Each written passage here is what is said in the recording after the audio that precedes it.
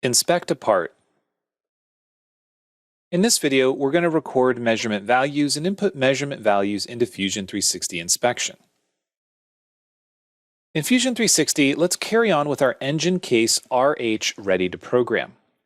Now, at this point, what we've done is we've created all of the different setups or operations. We've created all the toolpaths to machine our part, and we've even created our NC programs, which we can export as NC code or G code, as well as setup sheets. The next step in the process after actually machining the part is to inspect it. Now, if you remember from our blueprint, we have some values that we do need to inspect. So let's remind ourselves and take a quick look at our blueprint. So when we take a look at our blueprint, any of the dimension values that have this border around them are going to represent an inspection dimension. Now, in most cases, we are able to manually inspect these and record them. Now, Fusion 360 does have some advanced options for in-process probing that could help us find the location of holes, features, and different parallel faces, but we're going to be using some manual inspection tools. I will say that there are some limitations to manual inspection currently. For example, we can measure the distance between two parallel faces. We can also measure things like hole diameters. However, we aren't able to measure the distance between two holes as of right now. So what we're going to be doing is we're going to take a look at one of these inspection dimensions, how we can use manual inspection to not only set this up, but also record the values and make sure that it does fall within tolerance. When we're looking at this blueprint, you can see that this value has 3 decimal places, 0.531. There's no tolerance value associated with that specific dimension, which means we need to come down to our tolerance values. For 3 decimal places, we're plus or minus 0.01. So let's go ahead and hop back into Fusion 360 and see how we can set this up. In Fusion 360, the first thing that we want to do is navigate to our inspection tools. Now under here, we've got probing inspection tools, and you'll notice that some of these are included inside of our manufacturing extension. If you need access to machining extension functionality, then you can go ahead and navigate to the extensions and identify which extensions are right for you. For this example, we're going to be looking solely at manual inspection, how to create them and how to record them. Once again, currently these values will be able to be recorded going through 2 parallel faces or measuring the diameter of holes and bosses. So the first thing that we want to do is we want to create a manual inspection.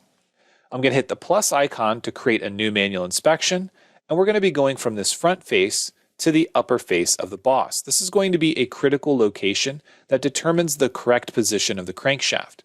You'll notice that this is displayed on the screen, and we can reposition it so that it can be viewed easier.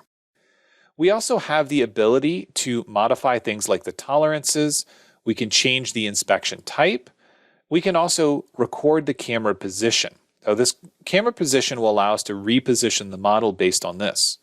I also want to give this a name. This is going to be crank boss distance. Remember that the tolerance value is 0.01 plus or minus. So we're going to reset those to make sure that they're in range. And if we want to add any additional inspection values, we would do this by hitting the plus icon. Remember that these are going to be based on parallel faces or boss diameters. So if we want to add a new boss diameter, we can add the inside diameter of this hole. Once again, we can reposition this so it's easier to view. We can capture the position, and we can add crank boss DIA or diameter. Again, the tolerance value is going to be based on the blueprint, and in this case, that specific value is 0.438 plus or minus 0.01. So we want to reset our tolerance to be plus or minus 0.01. Once we're happy with these, we can select OK, and notice that we now have a folder for manual inspections. Inside of here, the manual inspections is listed under Op1, and that's because this was currently active. We do have the ability to drag and drop and reposition inspections, but we should be mindful that this was created inside of Op1. We're going to go ahead and activate the inspection. Notice that when we do this, it repositions our view, but the inspection dimensions are visible. Now, if we want to record inspection dimensions, if we select them and right-click, notice that we have options to record.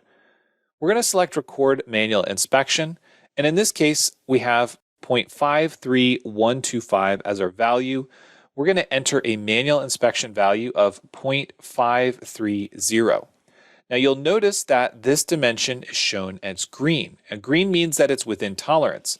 If I set this to 0.529, you can see that it's still within tolerance based on that plus or minus 0.01. We can see the nominal values here are going to be 0.52125 to 0.54125. So if I change this to 0.521, now it's going to stay orange because we're out of range. So this is a great way for us to easily see if our parts are within range. Again, we can use camera inspection. Notice that the results folder is going to be new inspection results because we haven't actually recorded anything yet. We're going to select next. And if we want to include another value, if we actually machined multiple parts, let's say this one is 0.524, next, and then we can say OK when we're done. You can see that we have inspection results and crank boss distance. It shows green if it's in tolerance or orange if it's out of tolerance. So once again, this is a great way for us to include these values and be able to select them and see them on the screen, whether or not these are going to be actually inside of the nominal values that we need for our part. But once again, there are some limitations to manual inspection. There are some benefits as well for advanced functionality like Bluetooth calipers that can be connected directly to the manual inspection inputs. But for right now, this is going to be the basis of how you would set up manual inspections and record their values. Once you're done, let's go ahead and make sure that we do save before moving on to some extra steps.